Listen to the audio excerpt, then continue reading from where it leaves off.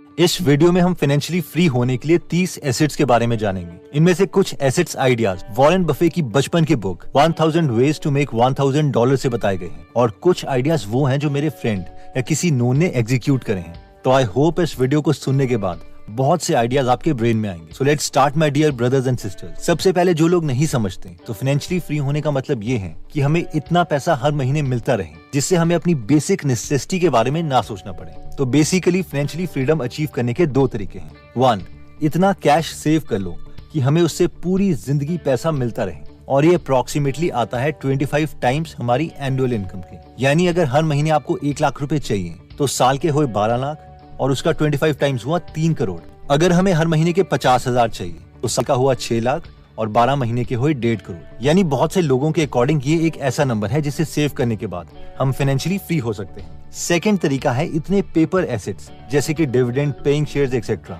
या physical assets जैसे कि रेंटल प्रॉपर्टीज बना लो ताकि हमें मिनिमम हर मंथ रिक्वायर्ड पैसे मिलते रहें। तो आइए अब हम देखते हैं उन 30 एसेट्स को। इस वीडियो को आप पूरा देखिएगा क्योंकि इनमें से आपने बहुत से एसेट्स सुने भी नहीं होंगे। तो 30th नंबर पर आता है माइनिंग। 1848 में कैलिफोर्निया में गोल्ड रश हुआ था। सबको लग रहा था कैलिफोर्निया की जमीनों में बहुत सोना है, इसलिए 3 लाख लोग वहां पहुंच गए। माइनिंग के दौरान सोना तो बहुत कम लोगों को मिला, लेकिन कुछ ऐसे लोग थे जिन्होंने कोई रिस्क नहीं लिया और उन्होंने बहुत पैसे कमाए। और वो थे दुकानदार जो माइनिंग कर रहे लोगों को खुदाई के लिए सामान बेच रहे थे, जीन्स वगैरह बेच रहे थे। ऐसा ही कुछ रिसेंटली क्रिप्टो करेंसी के केस में हुआ है। कई लोग क्रिप्टो करेंसीज खरीद रहे थे, कुछ ने पैसे कमाए और कुछ ने पैसे नहीं कमाए, लेकिन कई लोगों ने क्रिप्टो करेंसीज की माइनिंग की। तो बेसिकली क्रिप्टो वर्ल्ड में माइनिंग का मतलब है एक कंप्यूटर को ऑन करके छोड़ दो, वो कुछ बिजली लेगा और अपनी प्रोसेसिंग पावर देगा, जिसके बदले हमें क्रिप्टो कॉइन्स मिलेंगे जिन्हें हम बेच सकते हैं। अगर हम बड़े स्केल की बात करें तो चाइना और अमेरिका में लोगों ने बहुत ही लार्ज स्केल में क्रिप्टो माइनिंग की और बिटकॉइन वगैरह के प्राइसेस बढ़ने पर उन्होंने बहुत पैसे अर्न किए। छोटे स्केल में बात करें तो लोग अपने घरों में इन माइनिंग रिग्स को रखकर बहुत पैसे कमा रहे थे। एक्चुअली एसेट्स की डेफिनेशन में ये ऑलमोस्ट ट्रू एसेट था क्योंकि इसे मैनेज करने के लिए हमें अपना बहुत ही कम टाइम इन्वेस्ट करना था और इन्वेस्टमेंट हम 25 से 30 हजार में स्टार्ट कर सकते थे। 29th नंबर पर आता है प्रिपेयरिंग माइनिंग रिग्स। अब कई लोगों को ये भी रिस्की लग रहा था कि यार हम माइनिंग रिग घर में क्यों लगाएं, पता नहीं कल को बिटकॉइन या इथेरियम का प्राइस बढ़े या ना बढ़े। तो जो ज्यादा सेफ प्ले करना चाहते थे उन्होंने माइनिंग रिग्स खुद यूज करने के बजाय बेचना स्टार्ट कर दिया ताकि वो हमेशा प्रॉफिटेबल रहे। तो माइनिंग रिग्स बेसिकली आप मान सकते हैं कि एक तरह का सीपीयू का डब्बा है। 28th नंबर पर आता है माइनिंग कार्ड्स। क्रिप्टो माइनिंग में नेक्स्ट तरीके के लोग वो थे जो एक्चुअल में माइनिंग रिग्स भी नहीं बेच रहे थे बल्कि उसके अंदर के जो ग्राफिक कार्ड्स हैं, मदरबोर्ड्स हैं, वो बेच रहे थे और तभी इन कार्ड्स का ऑर्डर करते जब एक्चुअल में डिमांड होती। कई लोगों को बीच में इसमें नुकसान भी हुआ क्योंकि ऐसा लग रहा था कि गवर्नमेंट ऑफ इंडिया क्रिप्टो को बैन कर सकती है। 27th नंबर पर आता है रेंटिंग। तो हमारे एक नोन थे जो कि एक नॉर्मल सी जॉब में थे, लेकिन वो हर साल कुछ डिफरेंट करते थे जो बाकी उन्हीं के एज ग्रुप के लोग नहीं करते थे। हर साल वो थोड़े थोड़े पैसे इन्वेस्ट करके उन्होंने अपने रिटायरमेंट तक एक रेंटल प्रॉपर्टी क्रिएट कर दी थी जिसमें 10 से 12 यूनिट्स थे और सारे रेंट पर चढ़ चुके थे। यानी अब वो फाइनेंशियली फ्री थे। इतना ही नहीं, अगर वो चाहते तो उसी बिल्डिंग में और कमरे बनाकर और रेंटल इनकम जनरेट कर सकते थे। I hope you got the point. ये एक कॉमन एग्जाम्पल है लेकिन बहुत ही कम लोग इसे एग्जीक्यूट करते हैं क्योंकि एक थोड़ा स्लो मेथड है। अगर आप सोच रहे हैं कि मेरे पास इतने पैसे तो है नहीं कि मैं रेंटल प्रॉपर्टीज में लगाऊं, तो इसके लिए नेक्स्ट एसेट क्लास आपके लिए आती है और 26 नंबर पर है REIT। जिस तरह से हम म्यूचुअल फंड्स में बहुत से लोग मिलकर एक एक्सपर्ट को पैसे देते हैं कि वो बेस्ट कंपनीज में हमारे लिए पैसे इन्वेस्ट करें जिसका रिटर्न हमें मिलता है, वैसे ही रियल एस्टेट में जब हम प्रॉपर्टीज के एक्सपर्ट्स को पैसे देते हैं तो वो अच्छी प्रॉपर्टीज खरीदते हैं और उसका रेंट सब में डिस्ट्रीब्यूट कर देते हैं और ऐसे एसेट्स को REIT कहते हैं, यानी रियल एस्टेट इन्वेस्टमेंट ट्रस्ट। इसमें हमें रेंटल इनकम के साथ साथ अगर प्रॉपर्टी की एप्रिसिएशन भी होती है तो उसका बेनिफिट भी मिलता है। इंडिया में भी अभी कंपैरेटिवली ये न्यू कॉन्सेप्ट है, लेकिन embassy office park REIT, Mindspace business park REIT and Brookfield India real estate trust India की रियल एस्टेट इन्वेस्टमेंट ट्रस्ट हैं। 25th नंबर पर आता है डिजिटल कोर्स। अगर हमारे पास कोई भी स्किल है, investing, video editing, real estate, digital marketing, तो इसका डिजिटल कोर्स बनाकर हम ऑनलाइन सेल कर सकते हैं। बट इसके लिए हमें मार्केटिंग स्किल्स चाहिए होंगी या ऑडियंस जो हमारे पास पहले से ही है। मार्केटिंग स्किल्स के बारे में डिटेल में हम आगे डिस्कस करेंगे। 24th नंबर पर आता है डिविडेंड पेइंग स्टॉक्स। कई कंपनीज इतनी बड़ी हो जाती है कि उन्हें पता नहीं चलता कि वो अपना प्रॉफिट दोबारा से रीइन्वेस्ट कहां पर करें, इसलिए वो अपने प्रॉफिट का कुछ हिस्सा अपने शेयर होल्डर्स को दे देती है, जिसे डिविडेंड बोलते हैं। इसका फायदा इन्वेस्टर्स को ये होता है कि अगर कंपनी अच्छी चलती है तो उनके शेयर का प्राइस भी बढ़ेगा और साथ में डिविडेंड भी मिलता रहेगा। बजाज ऑटो, ITC, गेल ऐसी कंपनीज हैं जो डिविडेंड देती हैं। मगर इन कंपनीज के शेयर्स को खरीदना भी है या नहीं, ये कैसे पता चलेगा? तो अगर आप इस एसेट क्लास में इंटरेस्टेड हैं तो आप द फेल्कन मेथड बुक को स्टडी कर सकते हैं। 23rd नंबर पर आता है precious metals like gold and silver. कई लोग गोल्ड या सिल्वर को एसेट मानते हैं, खास करके रॉबर्ट कियोसाकी, जिन्होंने बहुत से सिल्वर और गोल्ड के कॉइन्स बॉक्सेस में बंद करके अपने घर रखे हुए हैं, क्योंकि गोल्ड और सिल्वर का प्राइस हमेशा इंक्रीज होता रहता है। लेकिन कई इन्वेस्टर्स गोल्ड और सिल्वर को एसेट्स नहीं मानते। उनका मानना है कि ये इनकम जनरेटिंग एसेट नहीं है, यानी ये खुद कुछ अर्न नहीं कर सकता। एनीवेज, फाइनल डिसीजन तो हमें खुद ही लेना पड़ेगा कि हम किन की थ्योरी से सेटिस्फाइड हैं। 22nd नंबर पर आता है कैश। अगर हम इतना कैश सेव कर चुके हैं कि उससे आ रहा इंटरेस्ट ही हमें इतने पैसे दे सकता है कि हम फाइनेंशियली फ्री हो जाएं। इस इंटरेस्ट रेट को ऑप्टिमाइज करने के लिए लोग 12-12 साल के लिए इंडेक्स फंड्स में पैसे इन्वेस्ट कर देते हैं और हर 12 साल के बाद हाफ अमाउंट निकाल लेते हैं। इसके रिगार्डिंग एक डिटेल्ड वीडियो हम ऑलरेडी बना चुके हैं, जिसका लिंक हम डिस्क्रिप्शन में दे देंगे।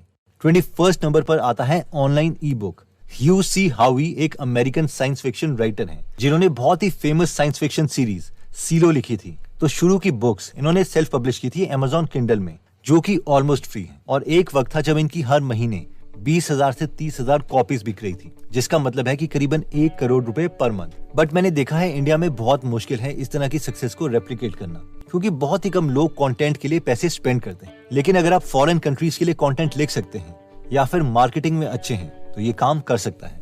20th नंबर पर आता है रेंट योर कार। एक हमारे नोन है जो कि जॉब में है और उन्होंने अपनी एक एक्स्ट्रा कार को रेंट पर दे दिया था टूरिज्म के लिए, क्योंकि उनके कुछ फ्रेंड्स होटल्स में थे, जिससे उनकी कार की सारी इंस्टॉलमेंट्स पूरी हो गई और कार लोन खत्म होने के बाद भी उन्हें एक्स्ट्रा इनकम आती रही। इशू ये होता है कि हम एक एसेट बना के रुक जाते हैं, बल्कि रियल फाइनेंशियल नॉलेज वो है जब हम एसेट्स को लाइफ लॉन्ग बनाते रहते हैं। 19th नंबर पर आता है फार्मिंग।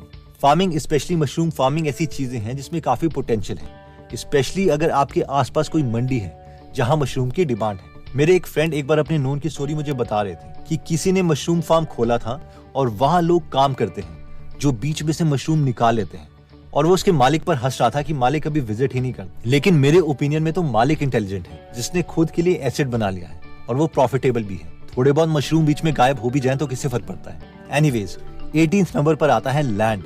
वेकेंड लैंड में पेड मार्केटिंग से लेकर मैरिज प्लेसेस से लेकर रिटायर्ड सोल्जर्स की ट्रेनिंग सेंटर, ये सब अपॉर्चुनिटीज हैं जो अगर हमारे केस में पॉसिबल हैं तो इन्हें हम कंसिडर कर सकते हैं। 17th नंबर पर आता है high income skills. High income skills वो स्किल्स हैं जिनकी अभी मार्केट में डिमांड है और उसके लिए हमें बाकी जॉब्स के कंपैरेटिवली ज्यादा पैसे मिल रहे हैं। For example, mobile app development एक ऐसी जॉब है जहां पर कई फ्रीलांसर वर्क जैसी वेबसाइट्स में $1 मिलियन यानी 7 करोड़ रुपए भी कमा चुके हैं। इसका फायदा ये है कि हम एज अ फ्रीलांसर यूएस जैसी हाई पेइंग क्लाइंट्स को भी टारगेट कर सकते हैं। 16th नंबर पर आता है फ्रीलांसिंग। सो फ्रीलांसिंग सिर्फ एप्लीकेशन डेवलपमेंट के लिए नहीं है, बल्कि हम बाकी चीजों में भी कर सकते हैं। मेरे ओपिनियन में ये सबसे बेस्ट तरीका है अपनी स्किल को डेवलप करने का, क्योंकि हमें मौका मिल जाता है रियल प्रोजेक्ट्स पर काम करने का। इसलिए अगर हम कोई नई स्किल सीख रहे हैं और साथ में हम फ्रीलांसर बन जाते हैं तो हम बहुत जल्दी अपनी स्किल को इम्प्रूव कर सकते हैं। अगर हम लर्निंग स्टेज में हैं तो फ्री में भी हम काम कर सकते हैं। 15th नंबर पर आता है make your own application.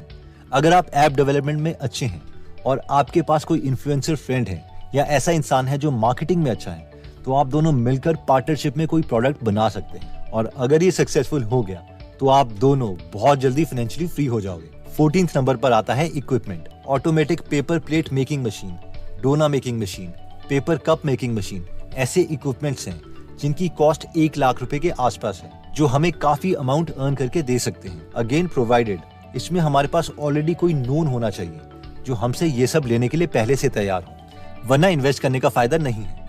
13th number पर आता है एफिलिएट मार्केटिंग। अगर हम मार्केटिंग में अच्छे हो गए हैं लेकिन हमारे पास हमारा प्रोडक्ट नहीं है, तो पहले हम दूसरों का प्रोडक्ट सेल कर सकते हैं और हर बार किसी का प्रोडक्ट सेल करने पर हमें कुछ कमीशन मिलेगी। नए स्टार्टअप्स हमें नॉर्मल साइनअप्स के लिए भी अच्छे पैसे देते हैं, स्पेशली जब वो कस्टमर एक्विजिशन स्टेज में होते हैं, जैसे कि अपस्टॉक पर यूजर जो इनके प्लेटफॉर्म में फ्री में डीमैट अकाउंट खोलता है उन्हें 400 रुपीज पे करते हैं। 12th नंबर पर आता है यूट्यूब चैनल।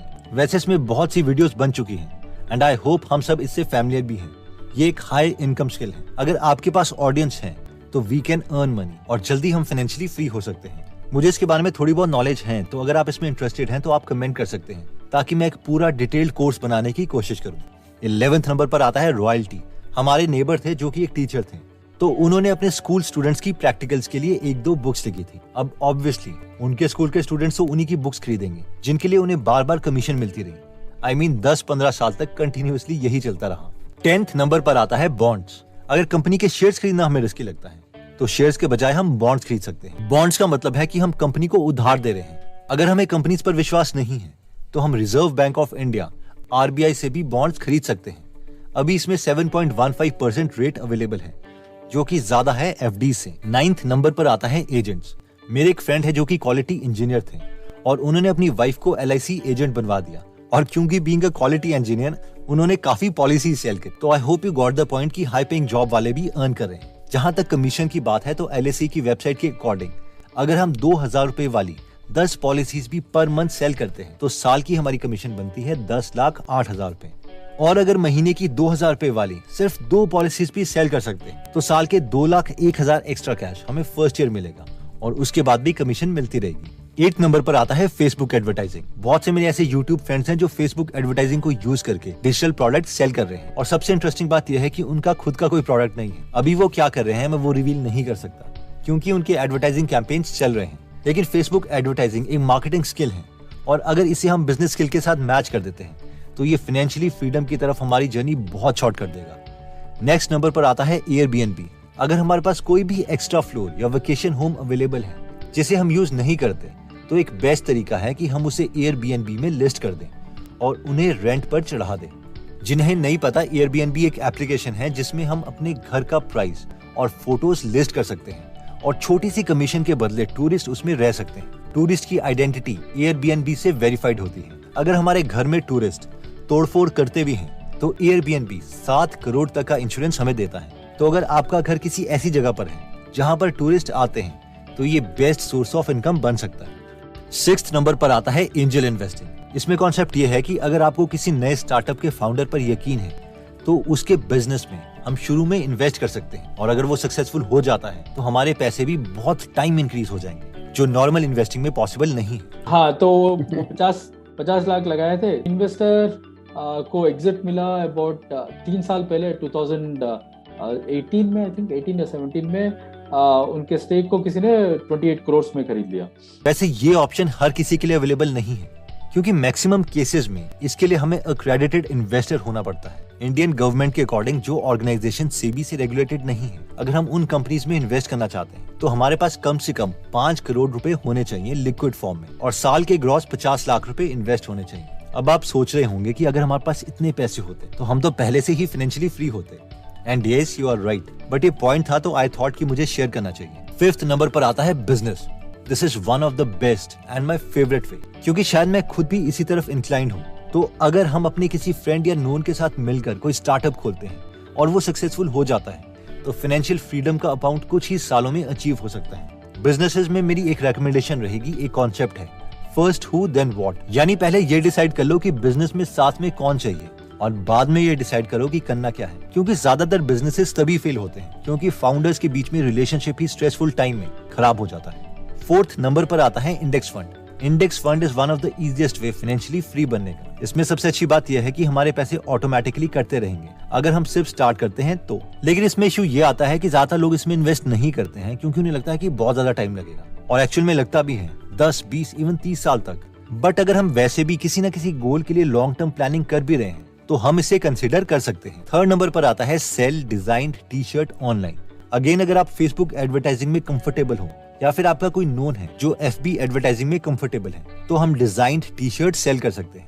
अगर आप डिजाइन टी-शर्ट के बिजनेस में इंटरेस्टेड हैं तो बेस्ट वे यही रहेगा कि हम ऑलरेडी सक्सेसफुल लोगों के काम को पहले देख लें जो ऑलरेडी इस चीज में सक्सेसफुल हो जाते हैं। खुद के एक्सपेरिमेंट्स में टाइम वेस्ट ना करें। 2nd नंबर पर आता है मैनेजिंग अ BPO। BPO यानी बिजनेस प्रोसेस आउटसोर्सिंग। इसका मतलब है कि बड़े बिजनेसेस अपने कई कामों को आउटसोर्स कर देते हैं, यानी दूसरी एजेंसी से करवाते हैं, और हम वो एजेंसी बन सकते हैं। काम जैसे कि accounting, marketing, research, sales, customer service या कॉल सेंटर जैसे काम बिजनेसेस दूसरी एजेंसीज को दे देती हैं। बाय द वे, जिन लोगों को ये लग रहा होगा कि यार ये तो बड़ा बोरिंग काम है, तो क्रेड और फ्री चार्ज के फाउंडर बिलियनियर कुणाल शाह ने पहले BPO खोला हुआ था I've run a BPO before. और फाइनली फर्स्ट नंबर पर मोस्ट इंपॉर्टेंट एसेट आता है नॉलेज। वॉरेन बफेट का बहुत ही फेमस कोट है, the most important investment you can make is in yourself. In short, हमने जो इनमें सारे एसेट्स डिस्कस किए हैं उन्हें एक्चुअल में एग्जीक्यूट करने के लिए टाइम और नॉलेज चाहिए। सबसे शॉर्टेस्ट वे नॉलेज गेन करने का यही है कि हम उन मेंटर से सीखें जो इन चीजों के एक्सपर्ट्स हैं। तो अगर आप 1000 मेंटर्स के लाइफ एक्सपीरियंसेस उनके बुक से सीखना चाहते हैं तो आप गीगल एप्लीकेशन डाउनलोड कर सकते हैं, जहां पर 150 से ज्यादा बुक समरीज फ्री में अवेलेबल हैं और हर हफ्ते हम एक फ्री समरी ऐड करते रहते हैं। ये एप्लीकेशन दोनों iOS और एंड्रॉइड में अवेलेबल है। अगर आप इस एप्लीकेशन में इंटरेस्टेड हैं तो इसका लिंक हम डिस्क्रिप्शन और फर्स्ट कमेंट में दे देंगे। इस वीडियो के शुरू में हमने कहा था कि अगर हमारा मंथली खर्चा 1 लाख रुपए है तो हमें एनुअल इनकम का 25 टाइम्स यानी 12 लाख का 25 टाइम 3 करोड़ रुपए होना चाहिए। लेकिन इन 3 करोड़ का हमें करना क्या है, इसके लिए हमने ऑलरेडी एक वीडियो बनाई थी, जिसका लिंक हम डिस्क्रिप्शन में दे देंगे। अगर आपको ऐसा लगा कि इन एसेट से आपके ब्रेन में अपॉर्चुनिटीज खुली हैं, तो ये वीडियो आप अपने फ्रेंड या फैमिली मेंबर के साथ जरूर शेयर करें, क्योंकि उनके साथ भी यही इंपैक्ट होगा। एनीवेज दोस्तों, अगर आप ऐसी नॉलेजेबल वीडियोस मिस नहीं करना चाहते तो सब्सक्राइब करने के बाद बेल का बटन दबाना मत भूलिएगा। आप कमेंट करके ये भी बता सकते हैं कि आप नेक्स्ट वीडियो किस टॉपिक पर चाहते हैं। जल्दी हम आपसे दोबारा मिलेंगे। जय हिंद।